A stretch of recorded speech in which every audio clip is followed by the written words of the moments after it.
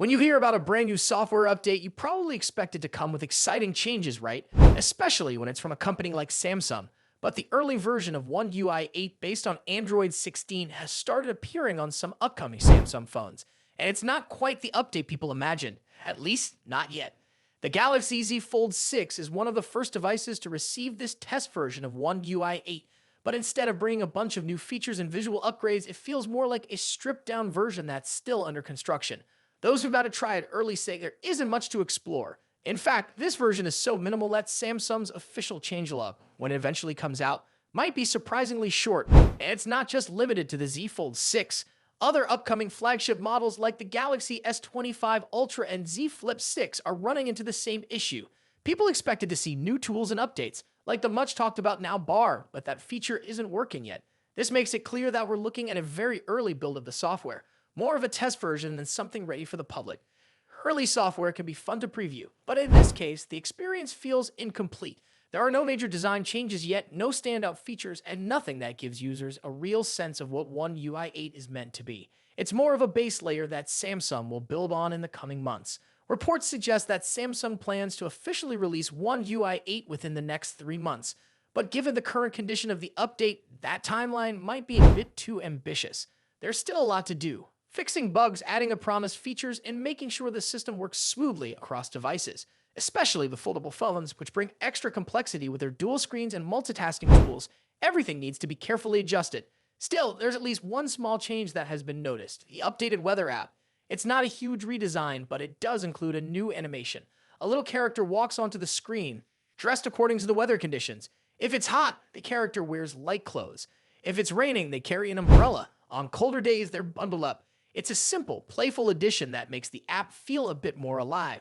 Other than that, the weather app looks and functions mostly the same. You'll still see all the key details like hourly temperatures, rain forecasts, UV index, sunrise and sunset times, and pollen levels. So while the animation is a nice touch, it's more of a visual update than a functional one. At this point, the new weather animation is the only noticeable difference in the One UI 8 update. Everything else feels very familiar. That might disappoint users who were expecting a fresh design or powerful new tools, but considering this is only the beginning, there's still time for Samsung to deliver more in future versions. It's also worth mentioning that the Galaxy Z Fold 6 and Z Flip 6 haven't officially launched yet. These phones are expected to arrive alongside the next generation of foldables, possibly the Galaxy Z Fold 7 and Z Flip 7, which will likely come with the final version of One UI 8 pre-installed. What we're seeing now is more of a rough sketch than the finished painting. Samsung still has a few months to add more features, polish the design, and create an experience that matches user expectations. So if things feel quiet now, don't worry, the real changes are probably still on the way. If you want to stay up to date on all the latest One UI 8 improvements and Samsung's upcoming releases, make sure to like this video and subscribe to our channel. There's a lot more to come, and you won't want to miss it. Are people still excited about phones that fold in half? Samsung is hoping the answer is yes, because the Galaxy Z Flip 7 and Fold 7 are just around the corner. According to reports from people close to the production line, things are already getting into motion. This matches earlier leaks that hinted Samsung would begin the manufacturing process sometime in May. Even though there were some early problems, especially with chip supplies, things seem to be moving along on schedule now. Let's take a look at what we know about the Galaxy Z Fold 7. It's expected to use the Snapdragon 8 Gen 3 for Galaxy, also being called the Snapdragon 8 Elite chip. This is the same high-end processor that powers Samsung's current Galaxy S25 series. So if you're someone who wants a foldable phone without sacrificing speed or smoothness, that's great news. At one point, people wondered if Samsung might go back to using its own Exynos chips in the Fold 7, but that doesn't seem to be the plan anymore. Things get a bit more interesting with the Galaxy Z Flip 7. This one has been spotted being tested with Exynos chips. In fact, 2 separate test versions of the Flip 7 were seen earlier this month, and both were running on Exynos processors. So now the big question is, will Samsung go back to releasing different versions of the same phone for different countries? They used to do this. Some regions would get Snapdragon, while others got Exynos, but they stopped because the performance differences were too noticeable. If Samsung brings back that idea, we can once again see people in different parts of the world using the same phone with very different experiences. Looking further ahead, Samsung is working on something even bigger. Their new Exynos 2600 chip, built on a 2nm process, is in development and could power the Galaxy S26 next year. The goal here is pretty clear. Samsung wants to stop depending so much on Qualcomm and start using more of its own chips in future devices. Their chip-making division, Samsung Foundry, is making steady progress according to recent updates. Meanwhile, Apple is staying with its 3nm chips for now. The iPhone 17 series will likely continue using that technology with a possible move to 2nm coming in the iPhone 18 lineup. But smaller chips are more expensive to make, and that could drive up the cost of future iPhones.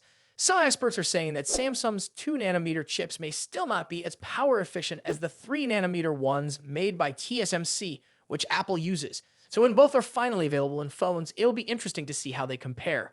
As for foldable phones overall, they've come a long way since the early models. But even with better screens, stronger hinges, improved battery life, they still aren't flying off the shelves. Samsung has reportedly lowered its expectations for how many Fold 7 and Flip 7 phones it expects to sell. The company isn't aiming for huge numbers this time, it's keeping things more realistic. Many other phone makers have already started stepping away from the foldable market. It's expensive to design and produce these devices, and not every brand can compete with Samsung. If the phones aren't selling well enough, it just doesn't make sense for smaller brands to stay in the game. That said, Samsung still believes foldable phones are part of the future. And even if the Z Fold 7 and Flip 7 don't bring massive changes, they could still offer enough upgrades, like smoother performance, better multitasking, and improved battery life, to keep people interested. So what do you think? Are these foldable phones getting closer to being worth their price tags, or are they still more about showing off than being useful? Let us know what you think in the comments. And if you enjoyed this video, make sure to like it and subscribe to our channel so you don't miss any updates on the latest smartphones and tech news. Would you pay over $1,000 for a phone that bends in half? Samsung is hoping the answer is still yes, because the Galaxy Z Fold 7 and Z Flip 7 are almost ready to hit the market. Insider leaks say production is about to begin, which lines up with earlier reports pointing to a May manufacturing start. Even though there were some early challenges, mainly with the chips, it looks like everything is back on track now. Let's begin with the Fold 7.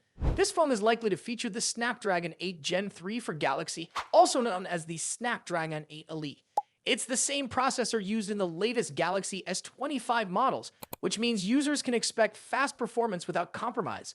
That's important, especially for a device that's trying to combine the power of a flagship phone with the flexibility of a foldable screen. There were some early signs that Samsung might use their own Exynos chips in this model, but it seems like that idea has been dropped. Now, the Z Flip 7 has taken a slightly different path. This foldable was recently spotted in testing with Exynos processors, and not just one, but two versions were seen using them.